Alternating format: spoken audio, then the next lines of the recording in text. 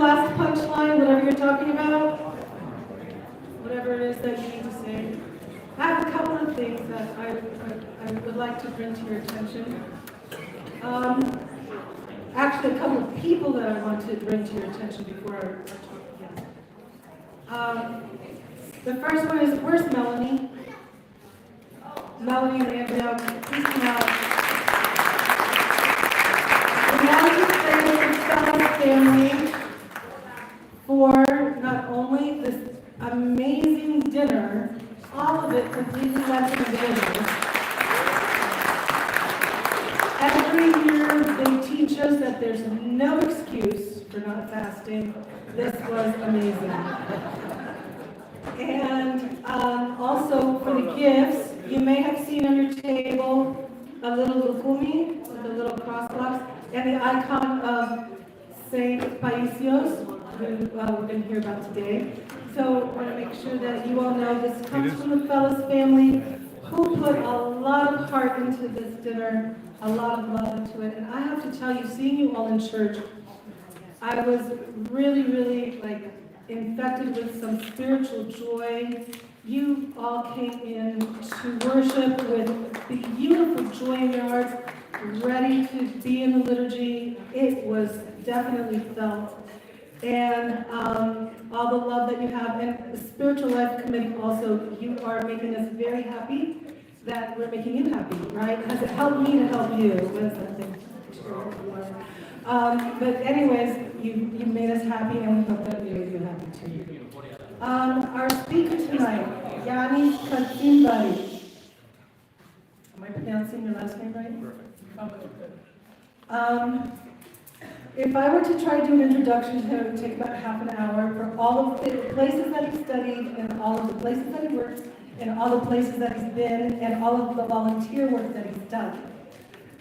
But he's our own, and in that regard, he doesn't need an introduction. However, before we get to that, I forgot something important. It's Dan Jadel's birthday.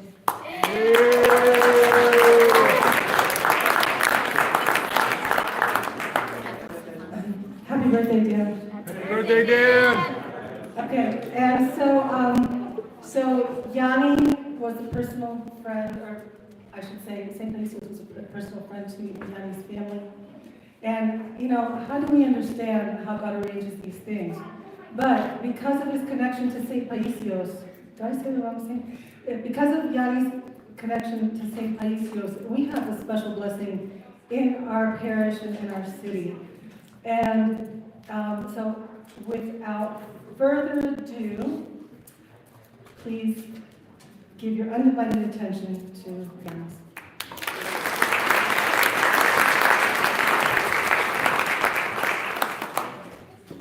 Hello everyone, thank you so much for coming. It's actually lots of pressure to see so many people here. I think if I wasn't happier, you would have watched it virtually, so I wouldn't see you. Okay.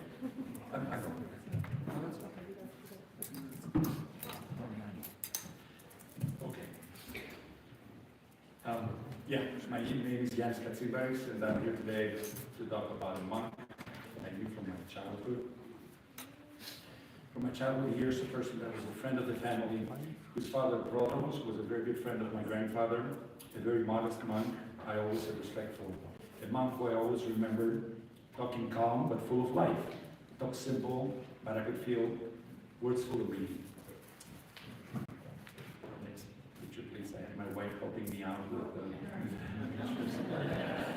so sorry about that. So I want to warn you that Father Paisios is very personal to me, and although I promised my wife not to get emotional, I don't always keep my promises. I always was an outspoken child. I shouldn't start now. I felt that I should listen more than talk when Ascetic, or later Father Paisios, was in the house of the city, years before he achieved, with good reason, the fame that we know today. I want to make clear from the beginning that I'm not a theologian, I'm not a historian, neither deeply religious. I happen to be born to a family whose heritage is from Konitsa, a town in Nibiros, in the northwestern region of Greece. It's about 35 miles northwest of Ioannina, and it's the geopolitical and administrative capital of the area. Next month. I've never lived in Konitsa myself. Konitsa was the center of my summers. My grandparents from my father's side lived there. My father grew up there, went to school in Konitsa until he passed Greek University entrance exams and enrolled into the Bank University in Athens, and left Konitsa to go study and serve in the army. The Ascetic family were neighbors of my grandparents. Prodromos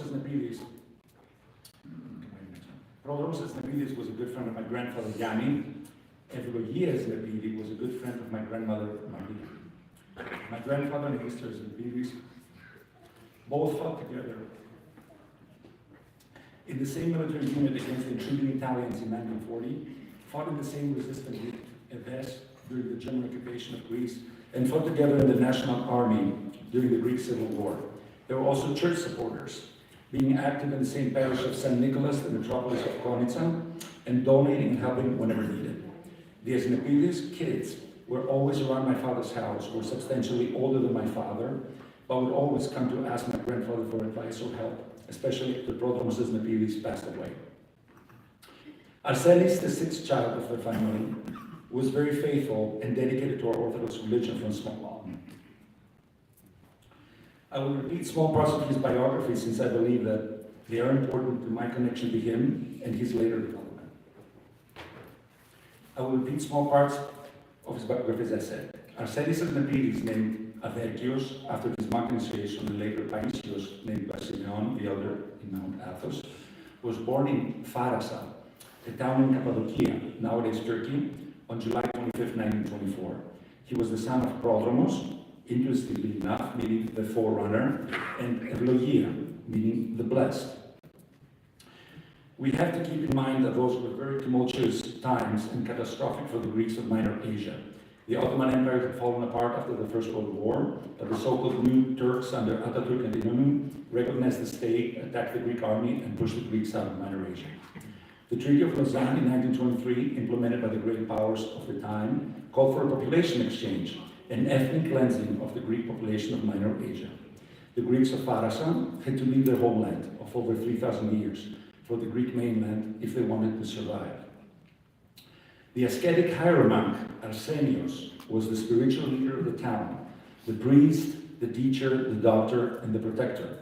In the preparation of abandoning Farasa, Arsenios dug in the ground all the ecclesiastical belongings, such as books, icons, silver, etc., that could not be carried away, and asked to baptize all the unbaptized children so that they can receive the blessing in case they perish in the refugee train.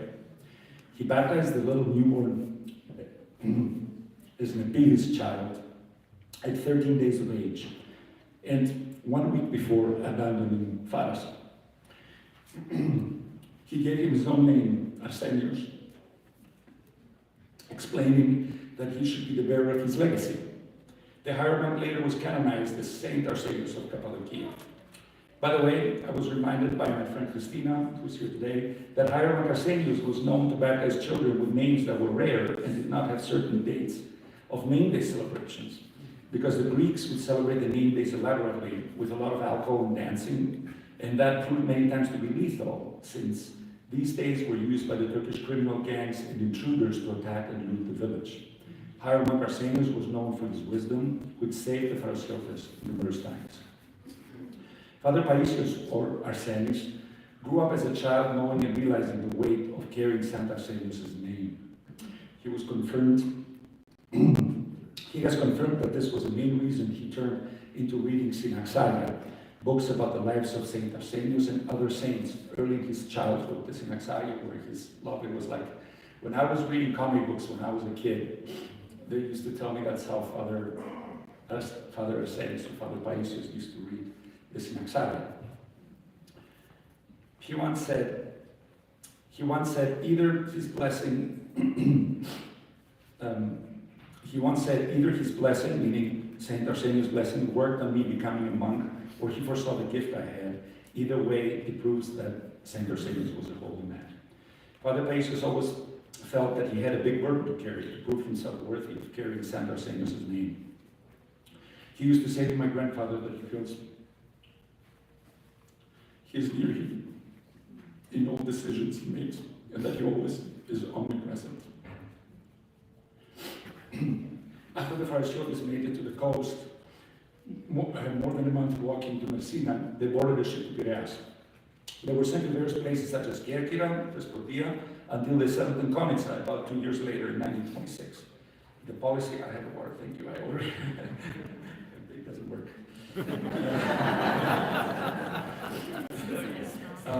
The policy of the Greek state was to settle refugees of abandoned Turkish villages or settlements. Remember that under the Treaty of Lausanne, population exchange was enforced.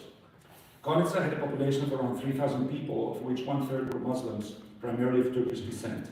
They left for mainland Turkey, and their houses and land were handed over to the refugees from Farasa by the Greek government. Prodromos Nepidis was a long-time town leader in Farasa and overlooked the resettlement. He was widely respected by the Farasiotes and was until his death their spokesman also in Konitsa. The Asnepidis were given a lot of the deceased Greek who had no descendants in the middle part of town, although the majority of the Farasiotes was settled in the lower part of town where the Turko-Mahalar was, the area where the Turks had been living. Mr. Prodromos had told my grandfather that his real name was Theodosiou.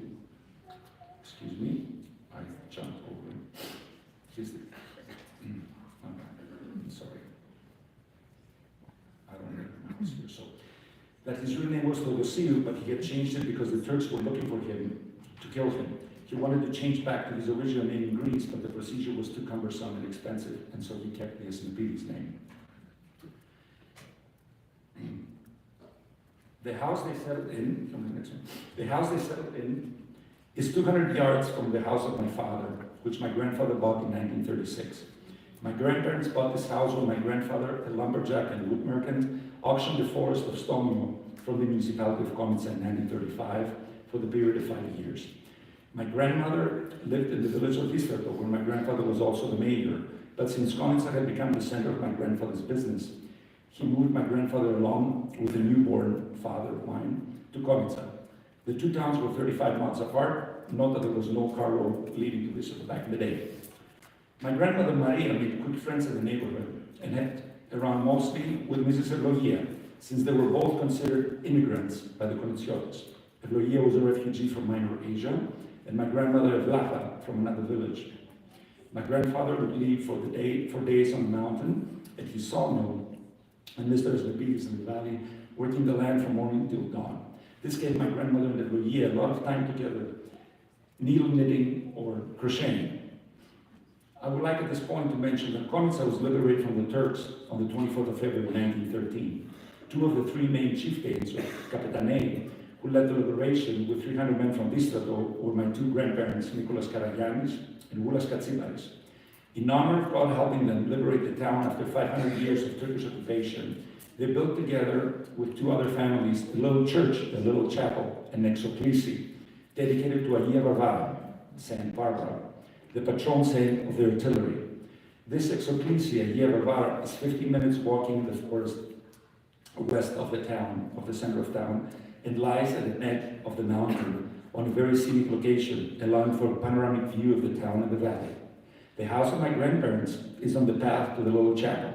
This was the chapel young little Paisios would love to retreat every afternoon when he was a child and later a teenager, sitting in church and praying, or in the little chapel and praying, or just enjoying the soothing panoramic view of the valley. We're going to see a little YouTube video now of that little chapel. It was one of the main poles of St. Paisios' youth, and where he would go back all the time in his life. Andrea, can we have? Yes. Not this one. It's the, yeah. Yes, that one. The left one. Not this one. Not this one. Not this one.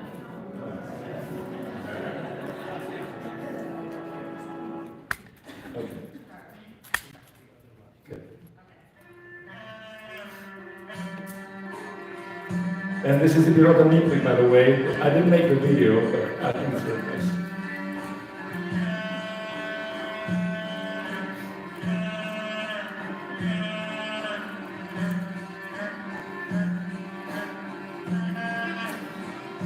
Those items, okay. So, the house on the left with the orange is the house of my father. I didn't make this YouTube video, by the way. I found it on YouTube. So this is our house on the left. And that's where the path goes to the chapel of Santa Barbara.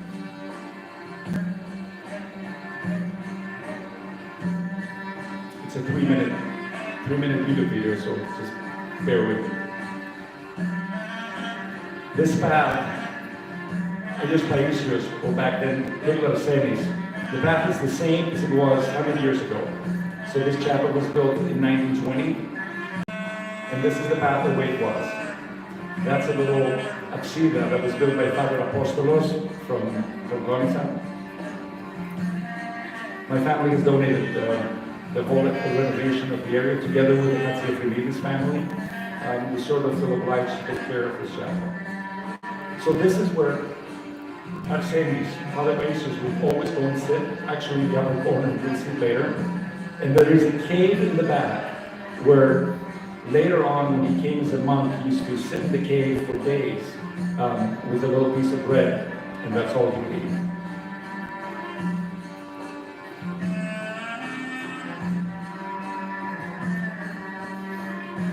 Those are the Nemetica Mountains in the back. That's already northern Epirus, so it's already Albania.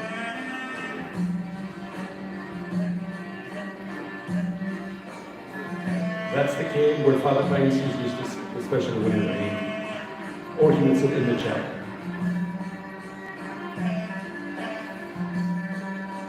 Until today, whoever comes in the chapel rings the bell, so people know there's someone up there.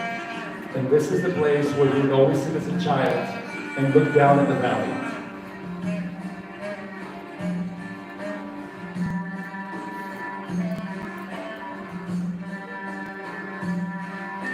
That's Saint Paisios up there.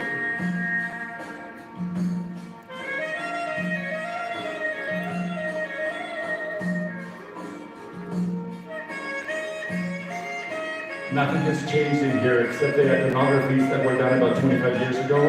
So they would sort of refresh because of the candles, they would get darker and darker. So that's the only thing that we have changed in the chapel. The wood and everything is the same from day one, 100 years ago, 105 years ago right now.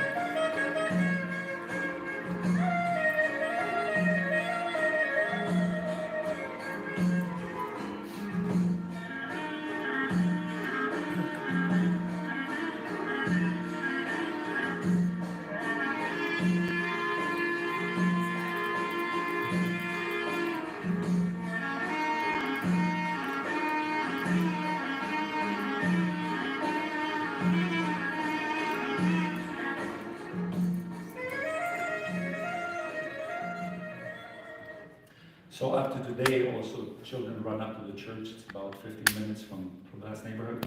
My little nephew runs up there whenever we're in the summer. It's a game they play. Who will go first and ring the bell, or who's going to go early in the morning and light the candles. Of course, as a little child, used to run up there. And Father Paisios used to ask me when I used to visit him, Aguinoros, if the path is still okay and if people are taking care of the church. Anyway, Arsenis used to greet my grandmother Maria passing by the house on his way to Aguilera, when my grandmother would sit in the front porch. My grandmother told me that many times when it would start getting dark, Mrs. Rugia would come and sit with her on the front porch chatting until Arsenis would come back from Aguilera. He would go 2 to 3 times a day to light the candles, add olive oil, or clean up the church and so on. I must add that it is normal up to this day to make a daily walk through the scenic forest path to Aguilera, to venerate the icons, enjoy the marvelous view on the valley, and ring the small bell, a sign for the town to know that someone is up there and the church is taken care of. I would also like to point out that my sister Barbara, who is the first one of the family, was named after the little chapel.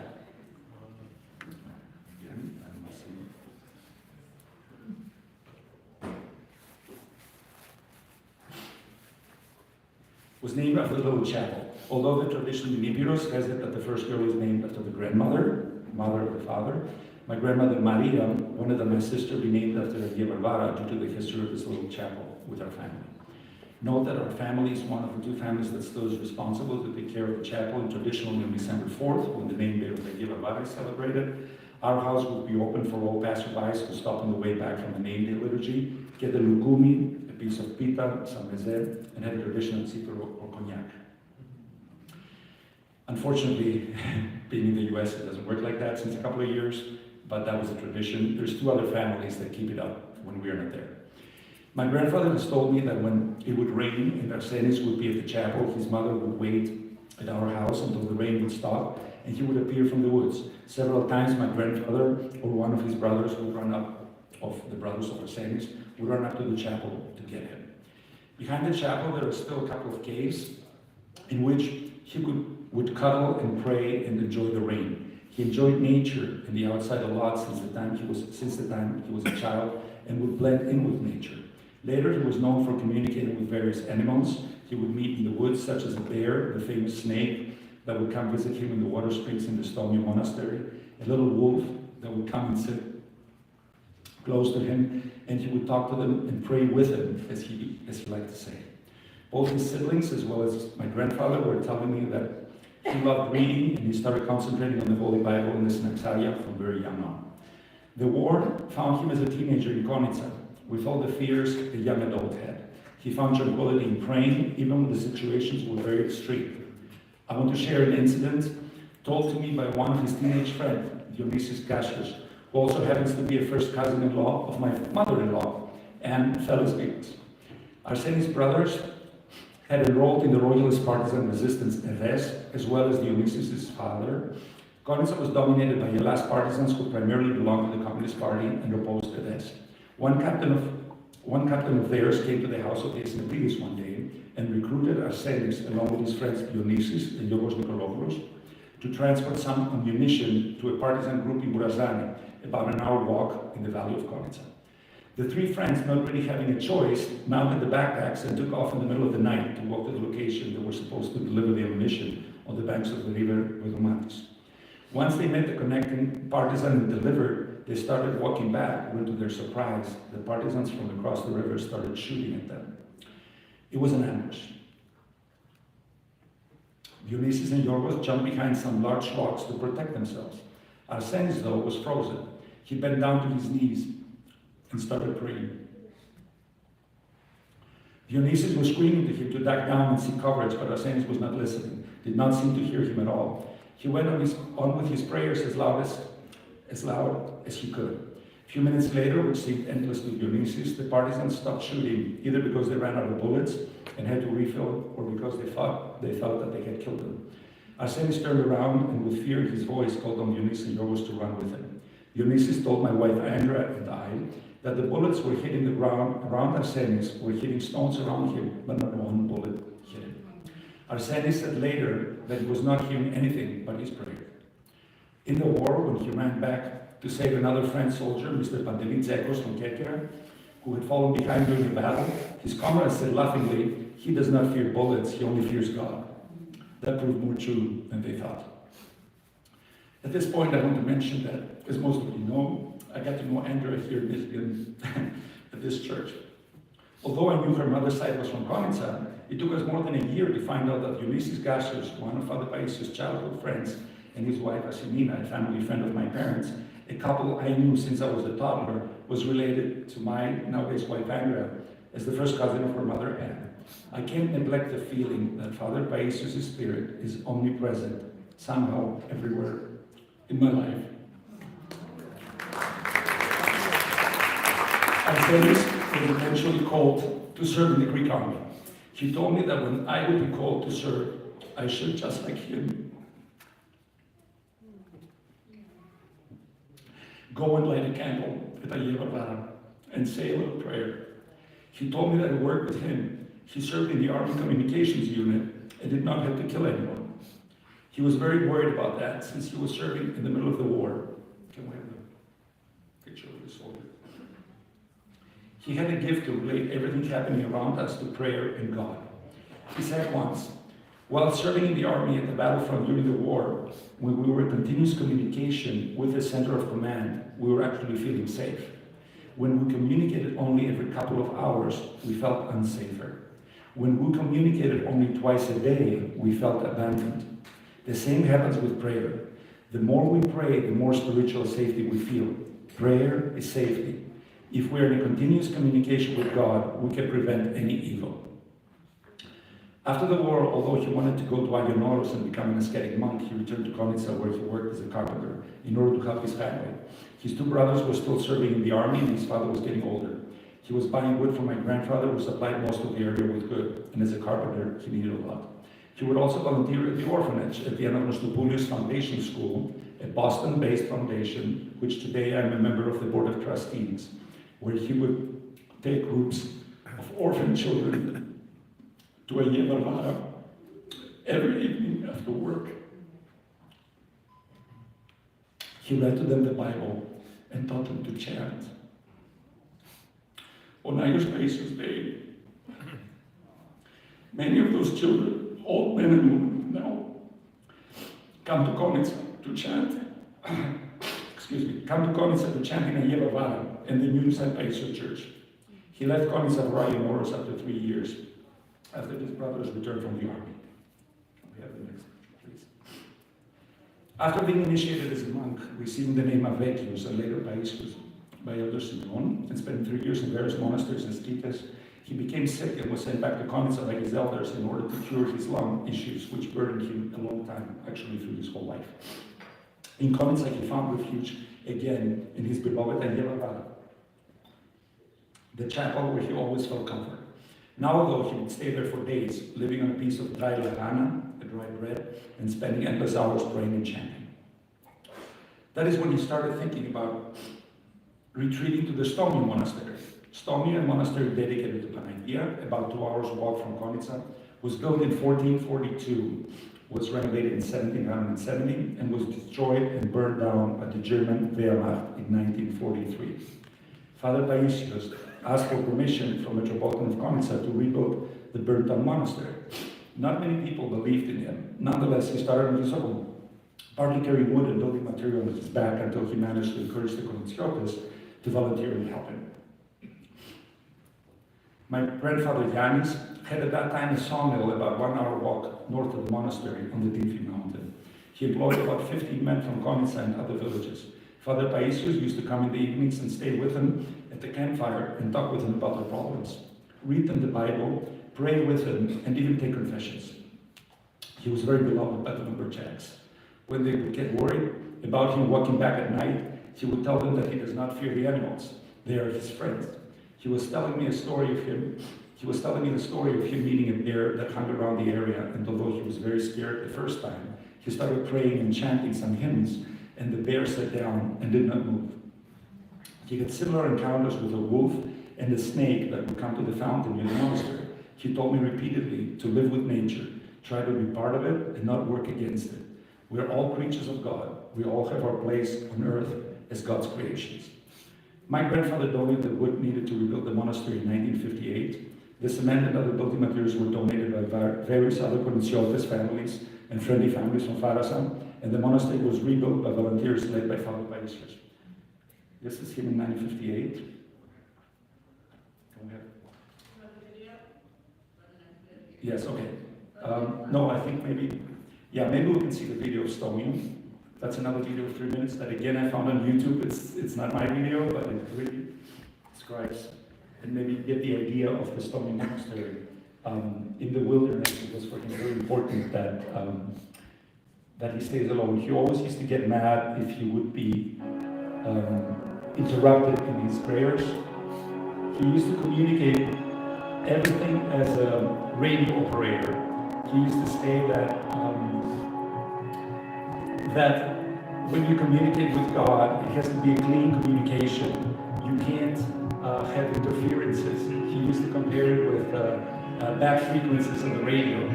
And he says you needed, or he needed, to be able to retreat for a long time, to be able to communicate with the radio.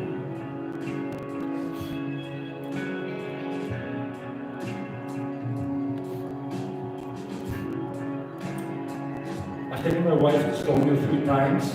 I think she doesn't want to come again unless she's taken there with a helicopter. It is not easy. There's of course no road there.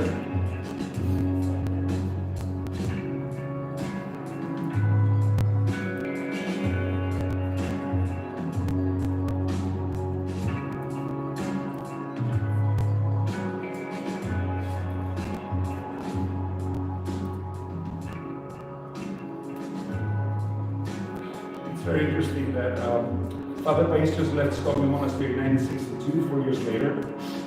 And the monk that came after him, Mr. Cosmas Sotos, he was working in a bank, and he was the director of the bank, of the agricultural bank of Greece in Konitsa. He left his bank life to become a monk and became the monk after Father Paisios. While I was researching 2 days ago to find some videos, etc., I found out that he passed away exactly 10 days ago at the monastery, very old, at 90-something, which was the same way I thought. It was how interesting that while I was trying to look up some brothers Paisios, the next one was the Estonian monastery, passed away. They have 4 monks in the monastery now. It's actually very touristic, I would say. There's actually many tourists that come all the way from Israel. I don't know why Israelis, but they love the area. Paisios actually didn't like it that people would come to the monastery and camp and grill and barbecue, etc. He thought it was very distracting, and he felt, I think, oh yeah, maybe I can show that little church up there was built 9 years ago, and this is the Panagia, and the little church up there is dedicated to Paisios. There's another little coincidence from my life that I want to share. I was with my wife in 2015 in the Panagirioti Convention in Phoenix, and there were various people from Greece, and there was a gentleman who was representing a Greek party from Northern Epirus, and we wanted the next day to go to the San Antonio's Monastery in Arizona, and we took him with us. And it came out that this gentleman was the engineer and contractor who was building that little chapel of Paisios in the Stockholm Monastery, and he told us that in the car. So it was so crazy. We had actually walked to the monastery the summer before with my wife, and we had seen that they're starting to build something, but we didn't know what it was. And there we had, in the middle of Arizona, the engineer and contractor who was building that monastery in our car. It was very moving, yeah.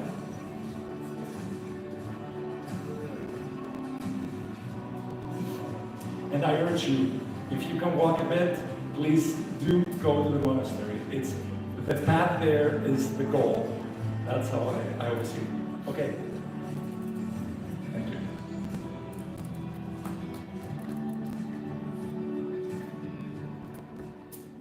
Okay, thank you. Father Paisios left Stomio to move to the Sinai Peninsula near Agia Katerini in Egypt and later to Agionoros, to the Panagouda Skiti near the Kutulmusi Monastery, where he stayed for the rest of his life and became a beacon and a lighthouse for humanity. What is a saint in the Orthodox faith? How is it to see a person be viewed as a saint? These are questions that arose 40 years ago in me, and I haven't been able to answer them until today. To become a saint starts at local level, the level of pious people venerating someone, believing that someone can help soothe their troubles. Someone whose advice or spiritual help can make, in quotations, wonders. Beatification by simple and common people is what draws the attention to a gifted individual. This is what happened with Paisios. It came slowly, gradually, but steadily. He was a simple ascetic monk that I thought I and some other neighbors from Konitsa knew, and I was keeping him in my heart, slightly embarrassed to reveal that I felt comfort when I saw and talked to him. I look forward as a teenager to meet him, sharing my everyday experiences with him whenever I happen to see him, which was not often, maybe once every 2 years. He gave me a simple but different perspective of my life. He commented on my Boy Scouts experience. He didn't like Boy Scouts. It had real reasons, but I'm not going to go into that. He commented on me thriving to pass my university entrance exams and my international baccalaureate diploma. He commented on going to school with multi-ethnic and multi-religious students He commented on my political views, which were pretty extreme in the tumultuous years of 1988, 1989 in Greece. Told me that it is a blessing to be able to find my path through all these different ethnicities and religions, and should make me more robust in my beliefs, to look around in order to see the true God and find Jesus in my everyday life, no matter if I'm in Agonoros or in the middle of Manhattan. He taught me to always pray, no matter where I am geographically, and believe in my faith. He taught me to remember, to be humble, and try to love everything and everyone around me, people and nature. He taught me that I have to pray in order to communicate and ask God for help. No communication, no reply, no request, no help. It is simple, but also so hard. He taught me that belief is the absolute faith that the Pantodynamos God, as the creator of the physical order, has the power to change things at any given time, any way he chooses, whenever he chooses, that it helps or aids the superior of Zichon, the savior of the souls of humans. In communicating with him, I learned that it is imperative to understand how he controls his own human dilemmas in order for me to be able to find a way to confront mine. Humbleness and humility, love and care for others, and my surroundings were repeatedly his main points. He told me that in order to come closer to God, we don't need to experience miracles. We need steps forward which we can take ourselves. Miracles will happen when they do. Γιαννάκη, μην περιμένεις τα θαύματα για να πιστέψεις. Θα έρθουν όταν είναι ανάγκη. Αλλά για τη σωτηρία της ψυχής σου πρέπει εσύ να κάνεις τα βήματα. Τα θαύματα δεν είναι αυτός σκοπός και δεν προσφέρονται για λόγους νοσολογικούς ή ψυχολογικούς. Όσο παράξενο και να ακούγεται, η πίστη κάνει θαύματα, αλλά δεν χρειάζεται θαύματα. Miracles are not goals in themselves. We should wait on them in order to believe, and they're not ideal for epistemological or recreational reasons, as weird as it sounds. Faith can cause miracles, but does not need miracles. It was weird or unusual for me to start hearing that he was known by others. To hear people in Brussels, where I lived at that time, unrelated to Konitsa or Epiros, to tell me about meeting him, to meet young Cypriot Boy Scouts on a trip to Scotland in 1986, get excited when they heard that my heritage is from Konitsa, and ask me if I ever met him. To hear a Russian fellow aerospace engineer working with me at the European Space Agency in Noordwijk in the Netherlands tell me that he was in Greece over the summer in order to meet a monk in Agonoros. And to hear that Father Paul Paisios had met him as a teenager at a trip to Agonoros back in the day. My Father Paisios, my in quotations, a star out there. I'm sure he's wanting me now to pray and repent for even remotely having possessional instincts and also depicting him as a star. The question is, what did Paisios do to bring him closer to God and for God to hear him when he pleads for something? Δεν διαβάζω για να πάω εγώ στον παράδεισο. Δεν μπαίνεις διαβάζοντας στον παράδεισο Γιαννάκη. Διαβάζω για να πάτε εσείς στον παράδεισο, οι άλλοι. I am not studying the scripts to go to heaven.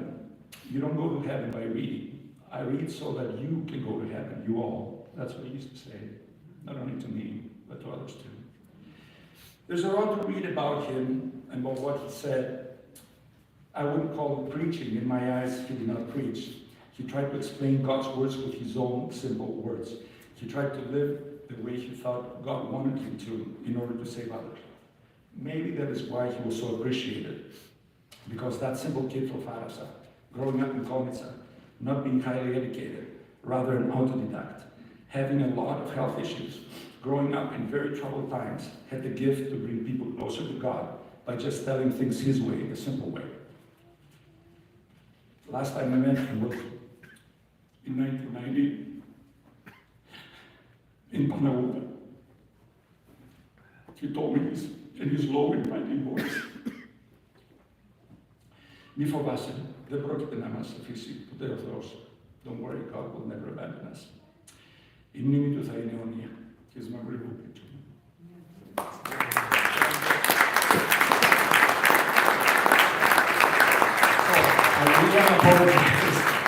I really apologize.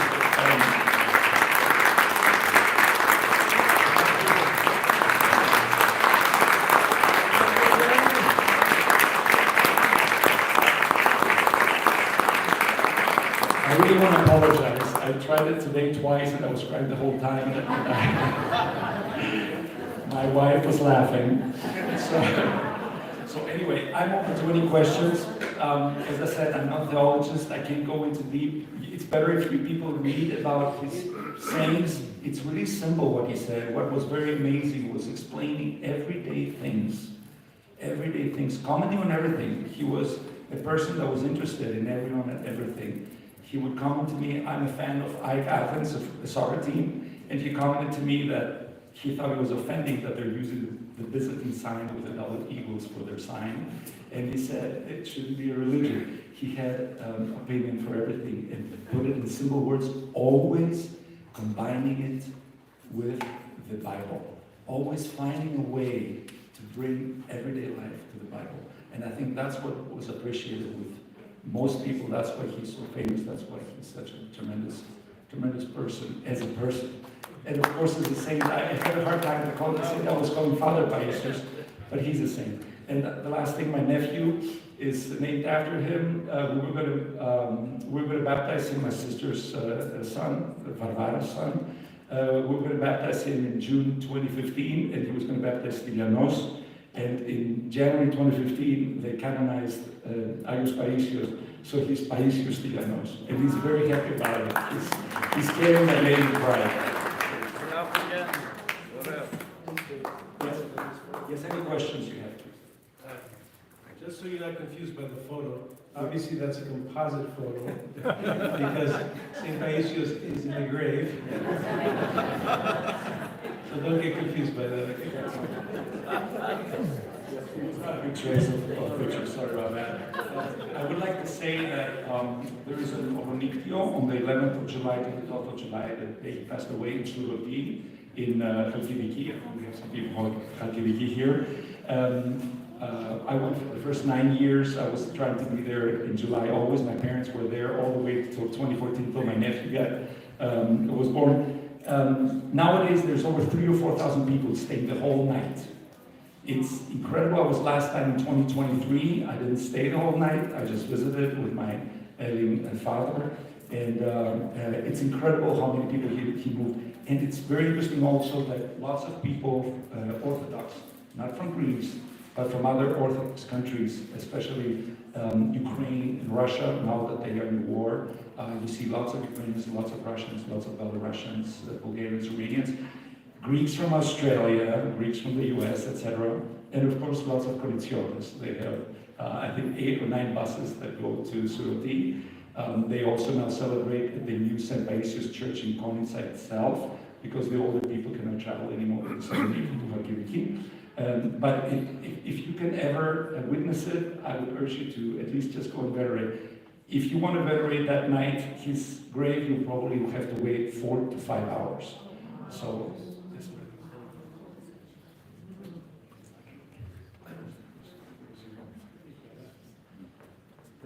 Questions? Yeah, you can't go anywhere. Oh. So the population exchange, it's my understanding in reading like Geronda Milianos from Simenopetra, I think he was a byproduct of his parents coming out of that population exchange. And it's my understanding that the people that came to Greece, like your grandparents, were kind of... Not my grandparents, Father Paisios' parents, but your parents or your grandparents came from there? No, not mine. But they were kind of scandalized by the way the Greeks that were in Greece lived the faith relative to what they experienced in Turkey. And I'm just wondering, and I thought that your grandparents were part of that as well, but in talking with your grandparents or with St. Paisios' parents, did you ever get that understanding that... Yeah, there's been lots of written about that. I don't think that's exactly the case. So you have to imagine all those people that came from minor regions, not all, by the way, but most of them, especially, let's say, the Farasa, came from very provincial areas. So, especially like the Semendrians, were here at St. George. I know your mother is, I think I'm in the Semendrians. Those were provincial areas, so they were very conservative areas, and they were in the middle of Turks around them, or Muslims around them, so they were very pious. Now, those people come to Piraeus, to a cosmopolitan center of Athens, where there is sin everywhere. It's like Sodom and Gomorrah. So that's, I think, where this perception comes from. The Constantinopolites, or this Mirnei, who moved over, I don't think they were shocked. They were just as moderate or frivolous believers, let's say, as the Athenians or the Thessalonians. The people in Konitsa were very pious. So I think the Farasa in Konitsa probably blended and it was a good fit. But if you, as a refugee, were living in Stavroupoli, in Thessaloniki, or moved to, let's say, Kokinia, or the western refugee sites of Athens, Philadelphia, or Nea Chalkidona, then you were shocked because you came from a very pious surrounding, and now you had people cursing the Panagia just because their day didn't go well.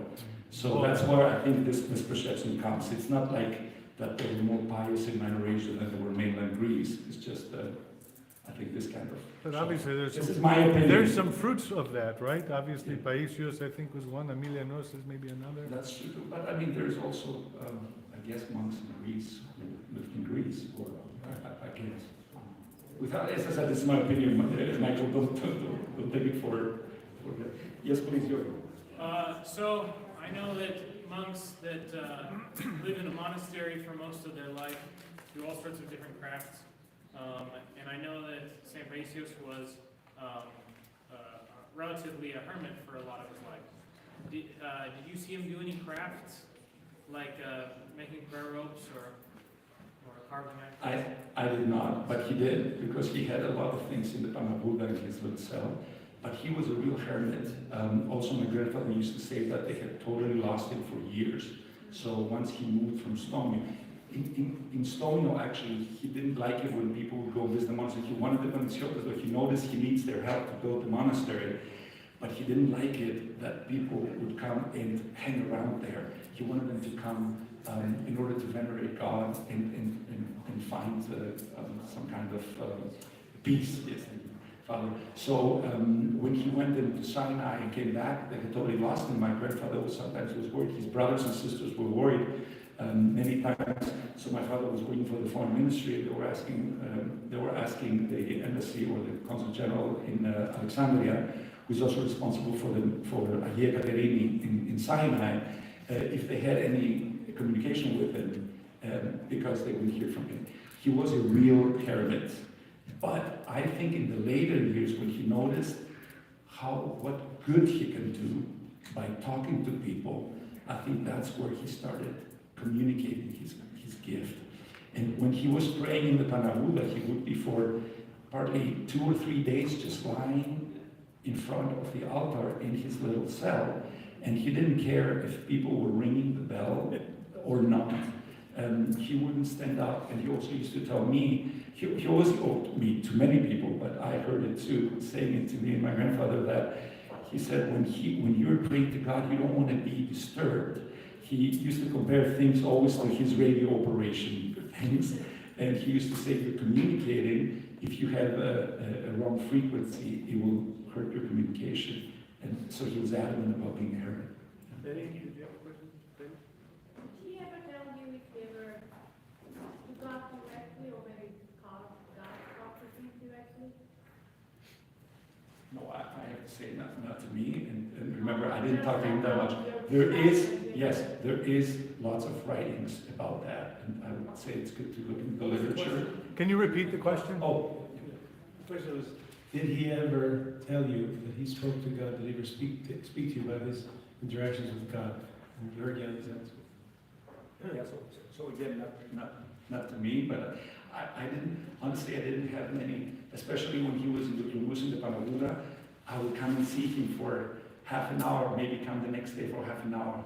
And we wouldn't sit for too long, and there were so many people who would want to talk to him. It was when I was younger, and he would come to the house with my grandfather. Those were the times, but I was too young back then to appreciate all that. It was more like, another monk friend of my grandfather. He had another one, Zisis, who had also become a hermit in Ionoros. He passed away there, he didn't communicate at all. He had seen, I think, too much bad in the war and had abandoned the life outside of Ionoros. We had visited him too, but he was not very talkative. Well, Father Paisios, I think he wanted to talk, but he didn't have the time in the beginning. I think he was looking for his own communication with God, and it didn't start until later that he was. Well, there are so many stories about him, and you can read about him. There are many, many books that have been written by now. We have some of them even in our bookstore. And also on the Mega, I think I told you, the channel Mega that comes from Greece has a whole video series now on the life of St. Paisios. Also on Daily Motion, you can find it. On Daily Motion, go to Daily Motion, you'll see them there too. So can I close with one little story I heard about St. Paisios? Not one I saw with my own eyes, but just to make you laugh a little bit. So many people from all over would visit him, and Padre Buddha there in my office, I was one of them. But anyway, this man who was an atheist came to see him. And St. Paisios sat and talked to him, and they had a wonderful chat. They were just enjoying each other. So, so the St. Paisios was talking to him about God, and so the man interrupted the saint and said, well, you know, Father, I don't really believe in God. No offense, but I just don't believe in it. And he said, you don't believe in God? He said, no. He says, well, even the little, have you heard of a skink? Do you know what a skink is? Those little lizards that are about this big, you know what I'm talking about?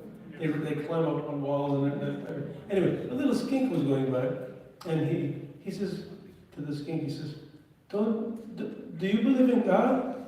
He says, the little skink. And the skink sat up on his back 2 legs, looked at St. Paisios and this man, and if you know a little bit of Greek, he went like this. Which in Greek means yes.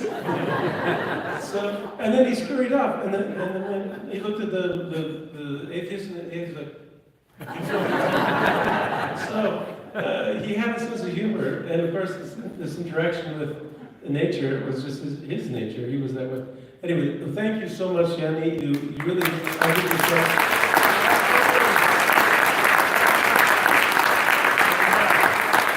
Sorry again for making a beautiful night.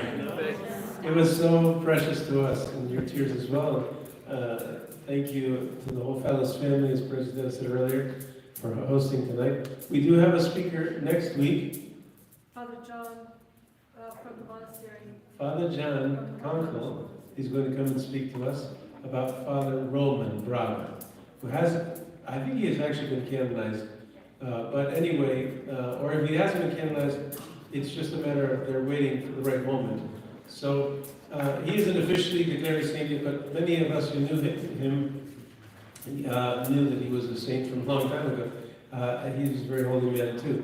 And someone that you may have met, you may have crossed paths with him since he lives here in Michigan. So we're going to have someone to talk to us about him next week. Thank you again for coming. Let's have a closing prayer, if we don't mind. Beautiful psalmist with me. Lord of the powers, be with us, for in times of distress we have no other help but you, Lord of the powers, have mercy on us. Kyrie, ton dinameon methimonienum, halon arectos upoithon, enflipses inuceco men, Kyrie, ton dinameon eleison imas. Lord Jesus Christ, the prayers of St. Paisios, bless us and keep us. Amen. Amen. So I know some of you have to leave early, but if you don't have to leave right away, some of you are doing it already. We have 2 garbage cans. If you could